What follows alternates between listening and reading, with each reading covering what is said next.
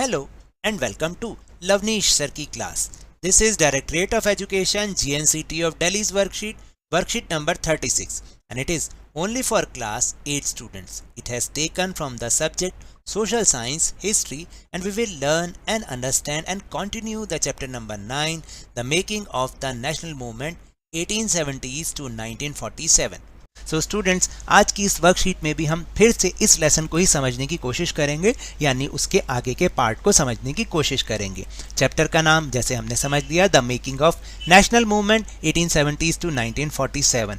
देखिए, ये जो चैप्टर है ये हमें बताता है कि किस तरह से हमारे देश को फ्रीडम मिली। उस फ्रीडम के लिए, लेकिन ऐसे एक दिन में फ्रीडम नहीं मिली ना, इसके लिए बहुत सारे लोगों ने काम किया, बहुत सारे लोगों ने देश को जोड़ने का काम किया, उसको यूनाइट करने का काम किया। और इसमें एक नाम जो सबसे इम्पॉर्टेंट है वो है महात्मा गांधी, जिन्होंने बहुत सारे मूवमेंट्स किए जिससे हमारे जो कंट्री के लोग हैं उन्हें पता चला कि किस तरह से हमें एक रहना चाहिए, तभी हम ब्रिटिशर्स के अगेंस्ट कुछ कर पाएंगे, वरना हमें कभी भी फ्रीडम नहीं मिलेगी।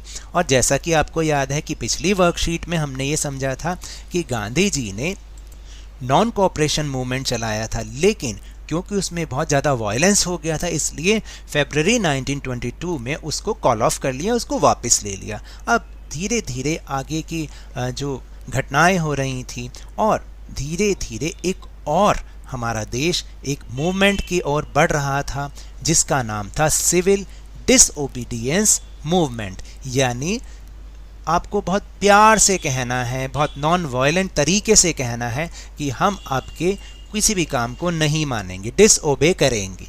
तो ये था वो civil disobedience movement.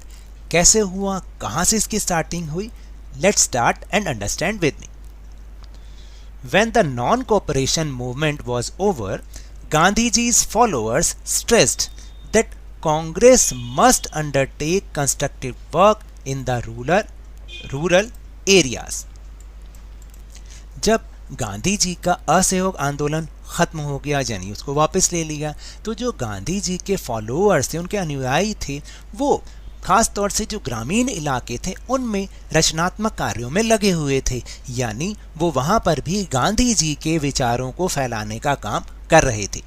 Other leaders such as Chittaranjan Das, Motilal Nehru argued that the party should fight elections to the councils and enter them in order to influence government policies। देखिए, कांग्रेस के बहुत सारे लीडर्स जिसमें चित्तरंजन दास जी थे, मोतीलाल नेहरू जी थे, वो ये तर्क अपना पेश कर रहे थे, आर्ग्यू कर रहे थे कि पार्टी को, यानी कांग्रेस पार्टी को, जो काउंसिल, ब्रिटिश काउंसिल के इलेक्शंस है ना, उसमें पार्टिसिपेट जरूर करना चाहिए, क्योंकि अगर वो उसमें जीत जाते हैं तो वहाँ जाके गवर्नमेंट में उनकी गवर्नमेंट की पॉलिसीज़ को इफेक्ट कर सकते हैं, इन्फ्लुएंस कर सकते हैं, क्योंकि उनके पास पावर आ जाएगी। Two important developments of the mid-1920s were the formation of राष्ट्रीय Swayamsevak Sangh RSS and communist party of India. और जब मिड 1920s आया, मिड 1920s का मतलब होता है कि 1920 का दशक, और उसके मध्य में क्या आएगा, 1925। तो यानी 1920 के दशक के मध्य दो इम्पॉर्टेंट एक तरह से ग्रुप बन रहे थे और बहुत फेमस ग्रुप थे, वो थे राष्ट्रीय स्वयंसेवक संघ, जो कि RSS आज भी मौजूद है, और कम्युनिस्ट पार्टी ऑफ इंडिया, वो भी आज भी है, जिसको हम CPI और CPIM के नाम से जानते हैं। The revolutionary nationalist Bhagat Singh too was active in this period. जो उस समय क्रांतिकारी भगत सिंह थे, क्रांतिकारी राष्ट्रवादी भगत सिंह, वो भी इस पीरियड में, इस टाइम पीरियड में बहुत ज़्यादा सक्रिय थे। The decade closed with the Congress resolving to fight for the Purna Swaraj or complete independence in 1929 under the presidentship of Jawaharlal Nehru। और देखिए, फिर ये जो दशक खत्म किसके साथ हुआ, एक शपथ के साथ, एक संकल्प के साथ खत्म हुआ कि अब हमें पूर्ण स्वराज लेना है, यानी कंप्लीट इंडिपेंडेंस लेनी है। और ये कब हुआ, ये दिसंबर 1929 में, जब जवाहरलाल नेहरू कांग्रेस के प्रेसिडेंट थे, तब ये प्रपोज़ल जो है कांग्रेस के सेशन में लिया गया, जो कि लाहौर में हुआ था 1929 में। वहाँ पर ये प्रपोज़ल को एक्सेप्ट किया गया। Consequently, Independence Day was observed on 26 January 1930 all over the country। और इसके बाद पूरे देश में 26 जनवरी 1930 को ये हमारा स्वतंत्रता दिवस मनाया गया। और तभी से आपको बता दूं, ये 26 जनवरी की डेट हमारे पूरी हिस्ट्री में बहुत इम्पॉर्टेंट है, और इसीलिए शायद जो हमारा रिपब्लिक बनाया गया, हमारे देश को हमारा कॉन्स्टिट्यूशन बनाया गया, वो 26 जनवरी को ही इम्प्लीमेंट किया गया। Purna Swaraj would never come to its own, it had to be fight for. देखिए, पूर्ण स्वराज अपने आप तो आ नहीं सकता था, इसके लिए लड़ना ही एकमात्र साधन था। In 1930, Gandhiji declared that he would lead a march to break the salt law। 1930 में गांधी जी ने ये घोषणा की कि वो नमक कानून को तोड़ने के लिए एक पैदल यात्रा करेंगे। मार्च का मतलब पैदल यात्रा। State had a monopoly on the manufacture and sale of salt, and Mahatma Gandhi, along with the other nationalists, reasoned that it was sinful to tax salt since it is such an essential of our food। देखिए क्या हुआ था कि जो नमक था उस समय ब्रिटिश गवर्नमेंट की मोनोपोली थी उसके ऊपर, और उन्होंने इसके ऊपर बहुत भारी टैक्स लगा रखा था। और जो गांधी जी थे या दूसरे जो राष्ट्रवादी नेता थे, वो इस बात को सोचते थे और उन्होंने अपने विचार भी दिए कि ये बहुत ही शर्मनाक है, बहुत ही पाप वाली बात है कि नमक पे टैक्स लगाना, क्योंकि नमक जो है वो फूड का एक बहुत ही ज़रूरी पार्ट है।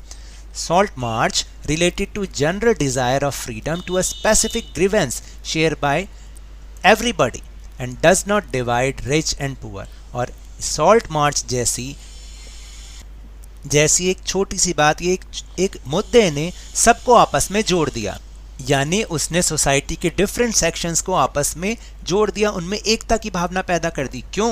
क्योंकि सॉल्ट तो सभी यूज़ करते हैं, चाहे वो रिच हो या पुअर हो। तो इससे क्या हुआ, अमीर और गरीबों के बीच भी भेदभाव था वो पैदा नहीं हुआ। और क्योंकि ये सबकी बात थी, इसलिए गांधी जी ने इसी को जो है सेलेक्ट किया, इसी इशू को सेलेक्ट किया और लोगों को यूनाइट करने का काम किया। The march to Dandi, Dandi march यानी दांडी तक, दांडी जो कि समुद्र के पास एक जगह है गुजरात में, वहाँ तक की यात्रा उन्होंने पैदल की, जिसको हम दांडी मार्च के नाम से याद करते हैं और जानते हैं। देखिए, Gandhi ji and his followers marched for over 240 miles from Sabarmati to the coastal town of Dandi, where they broke the government law by gathering natural salt found on the seashore and boiling seawater to produce salt। Gandhi ji और उनके अनुयायियों ने 240 kilometre की यात्रा की साबरमती आश्रम, जो कि गांधी जी का साबरमती आश्रम था, वहाँ से जो समुद्र के पास का इलाका दांडी, वहाँ तक उन्होंने 240 किलोमीटर की यात्रा जो की उन्होंने, जहाँ पर गांधी जी ने जाकर इस नमक कानून को तोड़ा। जो गवर्नमेंट ने नमक कानून बना रखा था उसको तोड़ा। कैसे तोड़ा? वहाँ पर जाके किनारे पर जो नेचुरल सॉल्ट पड़ा था उसको इकट्ठा किया और समुद्र के पानी को उबाल कर उन्होंने नमक को प्रोड्यूस किया। Pageants, tribals and women participated in large numbers, और इसमें किसान, आदिवासी लोग और महिलाओं ने बढ़ चढ़ कर भाग लिया।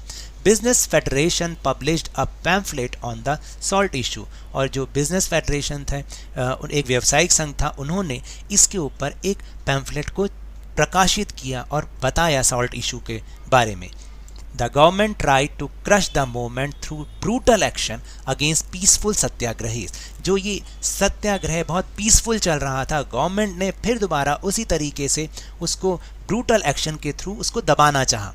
1000 were sent to jail, बहुत सारे हजारों लोगों को जेल में डाल दिया गया। The combined struggles of the Indian people bore fruit when the Government of India Act of 1935 described provincial autonomy and the government announced elections to the provincial legislature। और सभी सत्याग्रहियों की ये जो मेहनत थी ये बहुत फ्रूटफुल रही, बहुत मेहनत रंग लेकर आई। कब लेकर आई? जब 1935 में एक गवर्नमेंट ऑफ इंडिया एक्ट बनाया गया, जिसमें सभी मतलब जो भारतीय थे या जो भी थे उनको इलेक्शन लड़ने के लिए अलाउ कर दिया गया। देखा कितनी बढ़िया बात हुई। इन 1937 the Congress form government 7 out of 11 provinces, यानी 11 प्रोविंसेस में से 11 प्रांतों में से कांग्रेस ने 7 में जीत हासिल की और कांग्रेस ने अपनी गवर्नमेंट बनाई। इसका मतलब अब गवर्नमेंट भी ब्रिटिश गवर्नमेंट के साथ मिलकर जो उनकी पॉलिसीज हैं उनको इन्फ्लुएंस कर सकती थी, उन्हें प्रभावित कर सकती थी। और देखिए आगे बढ़ने से पहले यहाँ पर एक पिक्चर जो गांधी जी की रेयर पिक्चर है, किस तरह से गांधी जी डांडी पर जाकर, डांडी के सी शोर पर किनारे पर जाके जो नेचुरल सॉल्ट पड़ा है उसको उठा के नमक कानून को तोड़ रहे हैं और उनके साथ उनके हजारों अनुयायी भी इसमें शामिल हैं। तो देखा आपने कैसे थे गांधी जी और कैसा था उनका दृढ़ विश्वास जिसने पूरी ब्रिटिश गवर्नमेंट को हिला के रख दिया था। In September 1939, after 2 years of Congress rule in the provinces, the Second World War broke out. और सितंबर 1939 में 2 साल के कांग्रेस के रूल के बाद, जब कांग्रेस के रूल को 2 साल हो रहे थे, उसके बाद ही सेकेंड वर्ल्ड वॉर छिड़ गया। Critical of Hitler, Congress leader were ready to support the British war effort, but in return they wanted that India be granted independence after the war. देखिए क्योंकि वो हिटलर को पसंद नहीं करती थी कांग्रेस, उसकी हमेशा बुराई करती थी, इसलिए कांग्रेस जो लीडर्स थे उन्होंने ब्रिटिशर्स को सपोर्ट देने का ऐलान किया, लेकिन साथ में एक शर्त भी रखी कि इसके बदले वो इस विश्व युद्ध के बाद उन्हें आज़ादी दे दें। The British refused to consider the demand of the Congress. Minister resigned in protest. और ब्रिटिशर्स ने उनकी इस डिमांड को रिफ्यूज कर दिया। इसके अगेंस्ट जो कांग्रेस थी उन्होंने विरोध दिखाते हुए जो भी ये प्रोविंशियल उन्होंने सीट जीती थी गवर्नमेंट से, उन्होंने इस्तीफा दे दिया। Now will move on question answer section, but before आपको पहले क्वेश्चंस अपने आप से करने हैं क्योंकि सारे के सारे क्वेश्चंस इसी वर्कशीट में मिलने वाले हैं। अगर आपको नहीं समझ में आता तो आप मेरे क्वेश्चन आंसर्स को देखकर उनसे सजेशन ले सकते हैं क्योंकि वो भी एक सजेशन है। Now the question number 1, Why did some of the Congress leaders want to contest election? यानी बहुत सारे कांग्रेस लीडर्स इलेक्शन लड़ना क्यों चाहते थे? देखिए, some Congress leaders wanted to participate in the elections because other leaders such as Chittaranjan Das, Motilal Nehru argued that parties should fight elections to the councils and enter them in order to influence government policies. देखिए, बहुत सारे leaders Congress के इसलिए election लड़ना चाहते थे क्योंकि उनके साथ साथ जो दूसरे लीडर्स थे जैसे चित्तरंजन दास और मोतीलाल नेहरू जी, जिन्होंने ये बात कही, आर्ग्यूमेंट किया कि भाई पार्टी को इलेक्शन जरूर लड़ना चाहिए, जो काउंसिल वाले इलेक्शन जरूर लड़ना चाहिए और उस फिर गवर्नमेंट में एंटर करके गवर्नमेंट की पॉलिसीज़ को ताकि वो इन्फ्लुएंस कर सकें, उन पर प्रभाव डाल सकें। Then second question, when was the resolution of Purna Swaraj passed by Congress? Who was the president of Congress at that time? यानी आपको बताना है ये पूर्ण स्वराज का जो रेजोल्यूशन है वो कब पास हुआ और उस समय कांग्रेस के प्रेसिडेंट कौन थे। Congress passed the resolution of Purna Swaraj in December 1929. The Congress president was Pandit Jawaharlal Nehru at that time. देखिए, कांग्रेस रेजोल्यूशन कब पास हुआ? दिसंबर, पूर्ण स्वराज का दिसंबर 1929 में, और उस समय कांग्रेस के प्रेसिडेंट थे Pandit Jawaharlal Nehru. Then third question is, why did Gandhi ji choose salt to fight against the British? Gandhi ji ने नमक को ही क्यों चुना ब्रिटिश के अगेंस्ट लड़ाई लड़ने के लिए? देखिए, since it is such an essential item of our food, क्योंकि ये हमारे भोजन का एक ज़रूरी पार्ट है। Salt march related the general desire of freedom to a specific grievance shared by everybody and does not divide the rich and the poor. तो देखिए, साल्ट मार्च जो था वो क्या था? वो किससे रिलेटेड था? वो लोगों की एक जनरल डिज़ायर से रिलेटेड था, क्योंकि ये एक बहुत ही आम बात है कि नमक के ऊपर कोई कानून लगा दे, कोई उसके ऊपर टैक्स लगा दे। तो ये सबकी एक जनरल डिज़ायर थी जिसने जो है लोगों को आपस में जोड़ दिया, और जो उनके ग्रीवेंसेस थे, जो उनके दुख थे, वो सबके एक ही थे, क्योंकि नमक सबके लिए ही महंगा था और सब लोग उसको यूज़ करते थे, चाहे वो रिच हैं या पुअर हो। तो इससे क्या हुआ कि उनकी जो एक आम जो डिज़ायर थी वो एक स्पेसिफिक ग्रीवेंस से जुड़ गई, और जिसने स्वतंत्रता को की चाह को और ज़्यादा बढ़ाया, और इससे क्या हुआ, इसने रिच और पुअर में जो भेदभाव भी नहीं होने दिया, और वो सब लोग एक हो गए। Then last question, how did Dandi March affect the freedom struggle of India? देखिए, a journey या मार्च का मतलब पैदल यात्रा, of Mahatma Gandhi in the history of India sparked such a change that it created a mass movement of mass struggle against the British through out the India. उनकी गांधी जी की एक journey जो कि ये दांडी मार्च थे, ये एक ही दांडी मार्च ने पूरे भारत की हिस्ट्री में एक ऐसा चेंज ला दिया, एक ऐसी चिंगारी भड़का दी, और उसने पूरे भारत में ब्रिटिशर्स के अगेंस्ट एक जन आंदोलन खड़ा कर दिया। From this march, he told how a mass movement can be raised to a force or bend someone. इस मार्च से, इस पैदल यात्रा से उन्होंने दिखा दिया कि किसी को भी किसी के खिलाफ जन आंदोलन कैसे खड़ा किया जा सकता है या कैसे किसी को झुकाया जा सकता है, क्योंकि ये नॉन वायलेंट था। The Dandi march gave a rapid pace to India's independence movement, और दांडी मार्च ने इंडिया के इंडिपेंडेंस मूवमेंट को एक तीव्र गति प्रदान की। So now that's all for this worksheet. अगर मेरे इस तरह समझाने से आपको थोड़ा सा भी समझ में आया हो तो इस चैनल को ज़्यादा से ज़्यादा सब्सक्राइब कीजिए, लाइक कीजिए और बहुत ज़्यादा शेयर भी कीजिए। और हाँ, मेरे साथ इसी तरह आसानी से वर्कशीट को समझते रहिए, लेकिन ध्यान और मन लगाकर पूरी मेहनत और लगन के साथ ऑनलाइन ही सही पढ़ते जरूर रहिए। And if you want to defeat corona virus then please wear a mask, और जब भी पॉसिबिलिटी हो, जब भी अवेलेबिलिटी ऑफ वैक्सीन हो, इसकी वैक्सीनेशन अवश्य कराएं, क्योंकि कोरोना को हराना है और ज़िंदगी को एक बार फिर से सुहाना बनाना है। इसी उम्मीद के साथ थैंक यू वेरी मच।